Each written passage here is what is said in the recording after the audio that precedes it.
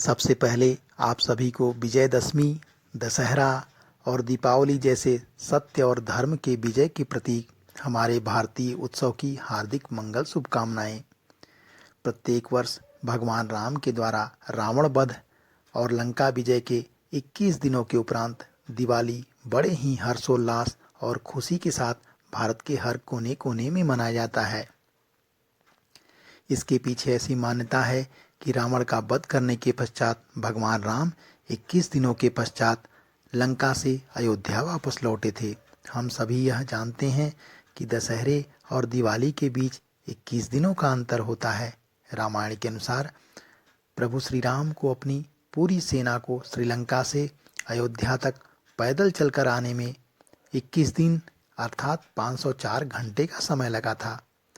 दिवाली त्यौहार कार्तिक मास की अमावस्या को मनाया जाता है। यह भारत के सबसे बड़े और सर्वाधिक महत्वपूर्ण त्योहारों में से एक है। आध्यात्मिक रूप से यह अंधकार पर प्रकाश की विजय को दर्शाता है। संपूर्ण भारत में दशहरा और दिवाली के बीच उत्सव का माहौल होता है। हम सब भारतवासी इस त्योहार को असत्य और अधर्म पर सत्य और धर्म के विजय के प्रतीक और पौराणिक रूप से दृढ़ और समृद्ध मान्यता से परिपूर्ण इस भारतीय उत्सव को बड़े ही हर्ष और उल्लास के साथ मनाते हैं। हम सभी ने राम और रावण के व्यक्तित्व के बारे में महर्षि वाल्मीकि कृत रामायण, तुलसीदास कृत रामचरितमानस और विनय पत्रिका के अध्ययन और प्रवचन और सत्संग को सुनकर के जाना और समझा है। अधिक विस्तार से हमने भारतीय टेलीविजन के दूरदर्शन चैनल पर प्रसारित रामायण के प्रसंग से जाना और समझा है। ऐसा माना जाता है कि रावण अत्यंत पराक्रमी, विद्वान और तपस्वी था। वह एक कुशल राजनीतिज्ञ, सेनापति और वास्तुकला का मर्मज्ञ होने के साथ साथ बहुत सी विद्याओं का जानकार था। वह विभिन्न प्रकार की मायावी और तांत्रिक विद्याओं और तरह तरह के जादू जानता था। उसके पास पुष्पक विमान था जो उस काल में धरती पर किसी के पास नहीं था। एक बार मंदोदरी रावण को समझाते हुए भगवान राम के गुणों के बारे में रावण से कहती है कि हे रावण, आप जिस भगवान राम से युद्ध कर रहे हैं वह भगवान राम के धर्म रथ में एक पहिया शौर्य का है और दूसरा धैर्य का है, और उनके रथ को गतिमान करने के लिए बल, विवेक, इंद्रिय दमन और परोपकार जैसे 4 घोड़े हैं। पत्नी और स्वयं के बंधु बांधवों के द्वारा बार बार समझाने के बावजूद और स्वयं रावण और उसके पुत्र और बंधु बांधवों के अंदर इतनी शक्ति होते हुए भी उसके अहंकार और पर स्त्री का अपहरण करने की ऐसी सजा मिली जिसका परिणाम हम सभी जानते हैं। इसी संबंध में कबीरदास जी ने जीवन की क्षण भंगुरता का उदाहरण इस दोहे के माध्यम से दिया है। 1 लख पूत 1.25 लख नाती, तारावन घर दिया न बाती। गोस्वामी तुलसीदास जी रामचरितमानस में भगवान राम के जीवन वृत्त का वर्णन करते हुए कहते हैं कि नवमी तिथि मधुमास पुनीता, शुक्ल पक्ष अभिजित हरि प्रीता, मध्य दिवस अति शीत न धामा, पावन काल लोक विश्राम। यानी चैत्र मास की शुक्ल पक्ष की 9वीं तिथि के अभिजीत मुहूर्त में भगवान श्री रामचंद्र जी का जन्म हुआ था। इस आधार पर भगवान श्री रामचंद्र जी की जो कुंडली बनती है उसके अनुसार भगवान राम का जन्म लग्न कर्क आता है। विद्वान ज्योतिषाचार्य लोग कहते हैं कि भगवान राम की कुंडली में चारों केंद्र स्थानों में उच्च के ग्रह बैठे हैं और वह पंच महापुरुष नामक शुभ योग बनाते हैं। तो वहीं दूसरी ओर रावण की कुंडली में भी 5 उच्च के ग्रह हैं और पंच महापुरुष योग बना रहे हैं। फिर ऐसा क्या अंतर था कि श्री राम को मर्यादा पुरुषोत्तम भगवान और एक आदर्श पुरुषत्व से युक्त उत्तम चरित्र के रूप में हम सभी पूजते हैं। यही नहीं, हर माता पिता अपने पुत्र में रघुकुल नंदन श्री राम की अनुपम छवि को देखना चाहते हैं, जबकि रावण को एक आतताई, अत्याचारी और राक्षसी गुणों से युक्त शैतान के रूप में देखते हैं। रावण की पत्नी मंदोदरी रावण के समक्ष भगवान के विराट रूप का वर्णन करते हुए और रावण को समझाते हुए कहती है कि हे लंका नरेश, महाराज रावण, यदि आप जुगनू हैं तो भगवान श्री राम सूर्य के समान हैं और करोड़ों जुगनू मिलकर के भी सूर्य कभी नहीं बन सकते। इसी संबंध में मंदोदरी रावण से कहती है कि अहंकार शिव बुद्धि अज मन शशि चित्त महान, मनुज बास सचराचर रूप राम भगवान। अर्थात हे दशानन, आप जिस श्री राम का विरोध कर रहे हैं उनका अहम शिव, बुद्धि ब्रह्मा, मन चंद्रमा और चित्त विष्णु के समान है।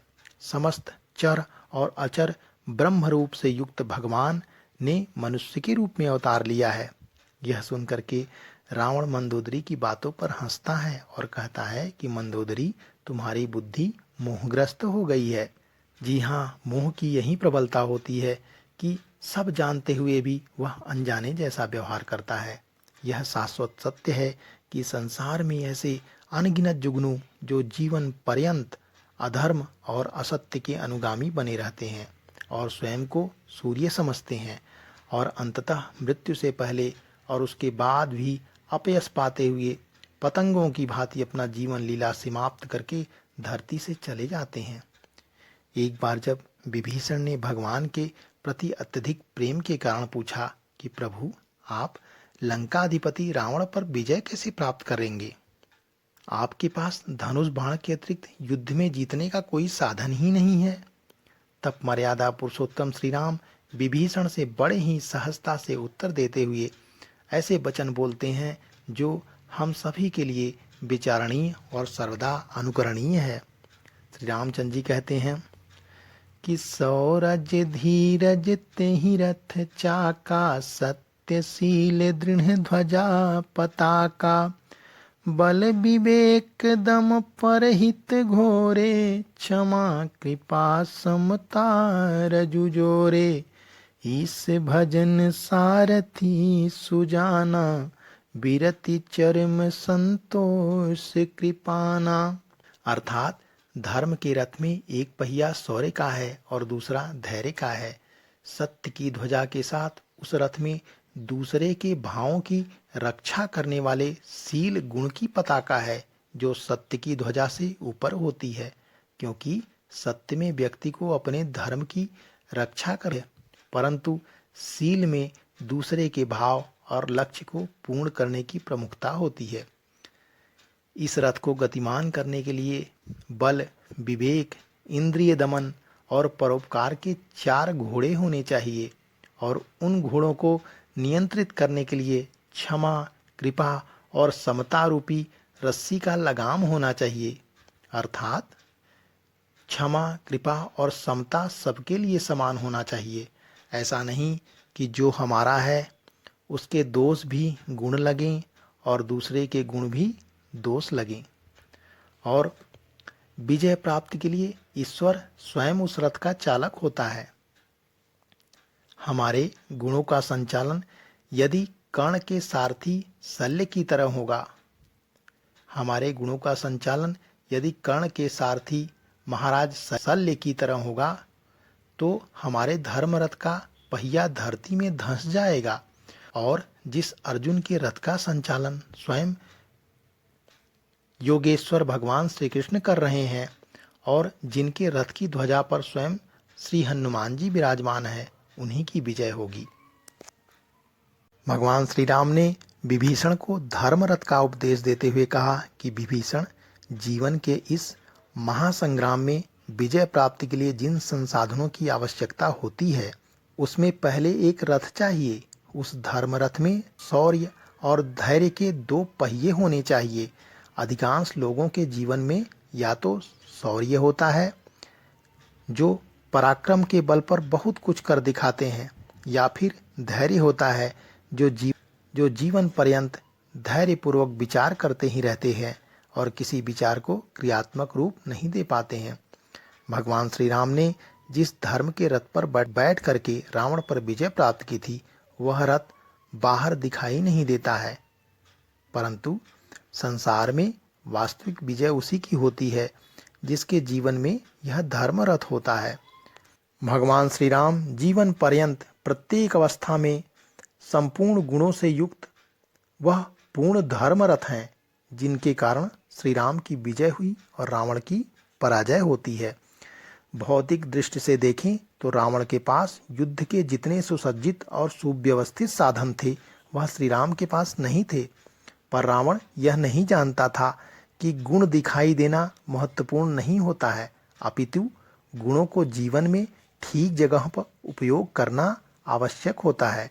द्वापर युग में कंस हो या कर्ण अथवा त्रेता युग में रावण, इनमें शौर्य तो पर्याप्त था, पर भगवान की बात सुनने का धैर्य नहीं था। यही कारण है कि दोनों के मृत्यु में अविवेक की ही प्रधानता रही। जब समुद्र के द्वारा भगवान श्री राम को सरलता से मार्ग नहीं दिया गया, तो भगवान ने शौर्य मूलक वाक्य बोला, थोड़ा क्रोध भी किया, पर जैसे ही समुद्र ने अपने द्वारा की गई प्रभु के प्रति अमर्यादा को स्वीकार कर लिया, वैसे ही राम ने धैर्यपूर्वक उससे अपनी ही सेना के सैनिक नल नील की विशेषता जान करके समुद्र पर पुल बांध दिया और सारी सेना सहित समुद्र को पार कर लिया। भगवान राम के धर्म रथ में बल, विवेक, इंद्रिय दमन और परोपकार के 4 घोड़े थे, जिनका संचालन स्वयं ईश्वर कर रहे थे। यहाँ एक बात बहुत ध्यान देने की है कि साधकों के गुणों की शक्ति का उपयोग यदि आप पाप को विजयी बनाने के लिए करेंगे, तो वह हमेशा जीवन में दुष्परिणाम ही देगा। विकार रहित मन, स्थिर अचल मन ही वह तर्कस है जिसमें सम, जम और नियम के बाण सुरक्षित रहते हैं। जब इन गुणों से युक्त कोई साधक हो जाता है, तो न तो मोह का रावण उसे नष्ट कर सकता है, न ही कामरूप मेघनाथ और न ही अहंकार रूप कुंभकर्ण उस साधक का विनाश कर सकता है। तुलसीदास जी कहते हैं कि समर विजय रघुवीर के चरित जे सुनहि सुजान, विनय विवेक विभूति नित तिन्हि देहि भगवान।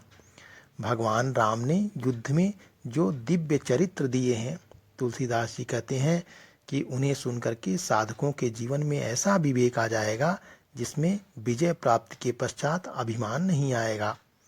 धन, संपदा, ऐश्वर्य पा करके व्यक्ति उसको भगवान की कृपा के रूप में ही देखेगा, फिर श्री राम की ही तरह लोक कल्याण के लिए उसको समर्पित कर देगा। भगवान श्री राम ने लंका विजय का श्रेय एक बार भी स्वयं को नहीं दिया। विजय के पश्चात अयोध्या में जाकर के बंदरों से गुरुदेव वशिष्ठ जी का परिचय कराते हुए कहते हैं कि गुरु वशिष्ठ कुल पूज्य हमारे, इनकी कृपा दनुज रन मारे। ये हमारे पूज्य गुरुदेव हैं, इन्हीं की कृपा से हमने सारे राक्षसों का संहार किया। और गुरुदेव को बंदरों का परिचय देते हुए कहते हैं कि ये सब सखा सुनहि मुनि मेरे, भीरे समर सागर कह बेरे, मम हित लागी जनहु इन हारे, भरतहु ते मोहि अधिक प्यारे। लंका से जब विमान में बंदरों के साथ भगवान चलते हैं, तो बंदरों से कहते हैं कि तुम्हारे बल मैं रावण मार्यो, तिलक विभीषण कहूँ पुनि सार्यो।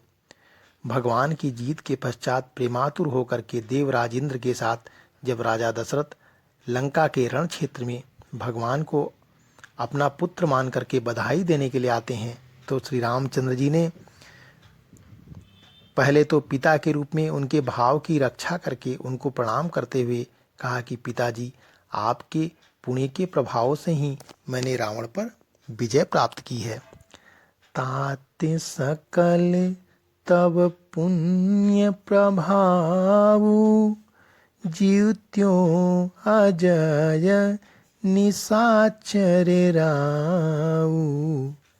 अंत में उन्हें ज्ञान दृष्टि दे करके अपने निज लोक में भेज दिया। भगवान श्री राम ने पूरे मानवीय लीला काल में प्रेम और मर्यादा का अतुल्य और अलौकिक दर्शन प्रस्तुत किया है। संगीत में 3 प्रकार के स्वर होते हैं जो अलग अलग रागों में प्रयुक्त होते हैं: शुद्ध स्वर, कोमल स्वर और तीव्र स्वर। शुद्ध स्वर तत्व प्रधान होते हैं, तीव्र स्वर आहंग प्रधान होते हैं और कोमल स्वर शील प्रधान होते हैं। आज जीवन का लोक और शास्त्रीय संगीत लगभग बेसुरा हो रहा है। लोग जिस राग में जो स्वर नहीं लगना चाहिए वहीं वर्जित स्वर लगा करके राग को बेसुरा कर देते हैं। परिणाम स्वरूप परिवार में संगीत बिगड़ जाता है। छोटा याद नहीं रख पाता कि हम छोटे हैं। बड़ा अपने बड़कपन का परिचय न दे करके अपने कर्तव्य और आयु से बड़ा होने को ही बड़ा मानता है। ये ही बेसुरे स्वर हैं जो जीवन की समस्याएं दूर करने की बजाय और बढ़ाती चली जाती हैं। भगवान की पूरी रामलीला में आप एक बार भी वाणी का दोष नहीं पाएंगे। चाहे वह भरत के साथ संवाद हो, लक्ष्मण के साथ संवाद हो, केवट के साथ संवाद हो, सुग्रीव के साथ संवाद हो अथवा विभीषण के साथ संवाद हो, सभी को भगवान एक जैसा प्रेम देते हैं। गोस्वामी तुलसीदास जी ने भगवान को कोमलता, सहृदयता, शरणागत वत्सलता को ही सबसे अधिक महत्व दिया है। श्री राम को अयोध्या के राज्य मिलने की बात सुनकर के प्रसन्नता नहीं होती है। राज्य के स्थान पर वन मिलने की बात पर मुख पर कोई आक्रोश और मलिनता नहीं आती है। वनवास के रूप में अपने प्रति किए गए व्यवहार पर अपनी माता से कोई प्रतिक्रिया न करना, यह केवल श्री राम के लिए ही संभव था। श्री राम ने न तो बाली का वध करके किष्किंधा में अपने भाई को गद्दी पर बिठाया और न ही लंका में। भगवान श्री राम ने त्रेता युग में मानव जीवन का ऐसा उत्कृष्ट उदाहरण प्रस्तुत किया है जो समस्त मानवीय विकारों का नाश करके राम राज्य की स्थापना करते हैं। श्री राम जो करते हैं वह सबके हित और कल्याण के लिए करते हैं। भगवान राम ने द्वेष के वश होकर के रावण से युद्ध कभी नहीं किया, अपितु उन्होंने द्वेष से निवृत्ति के लिए युद्ध किया। युद्ध ईश्वर का उद्देश्य कभी नहीं होता है। विजय के साथ निरअहंकारिता, विभूति के साथ अहंग शून्यता तो केवल श्री राम की कृपा और श्री राम के लिए ही संभव है। जब जब होहि धर्म की हानि, अब बढ़ी है असुर अधम अभिमानी। तब तब धरि प्रभु विविध शरीरा, हरहि कृपा निधि सज्जन पीरा। जब जब इस धरती पर अन्याय और अत्याचार की पराकाष्ठा होगी, तब तब अलग अलग रूपों में भगवान अधर्मियों और अत्याचारियों के संहार के लिए इस धरती पर अवतरित होंगे। आप सभी से अनुरोध है कि इस प्रसंग को अवश्य सुनिए। यह आपके चित्त और मन को अनुपम शांति और प्रकाश से भर देगा। लोकाभिरामं रणरंग धीरं राजीव नेत्रं रघुवंशनाथं कारुण्यरूपं करुणाकरन्तं श्रीरामचन्द्रं शरणं प्रपद्ये। इन्हीं शब्दों के साथ आप सभी के स्नेह और आशीर्वाद के लिए हृदय से धन्यवाद। सियावर रामचंद्र की जय। जय श्री राम, जय भारत।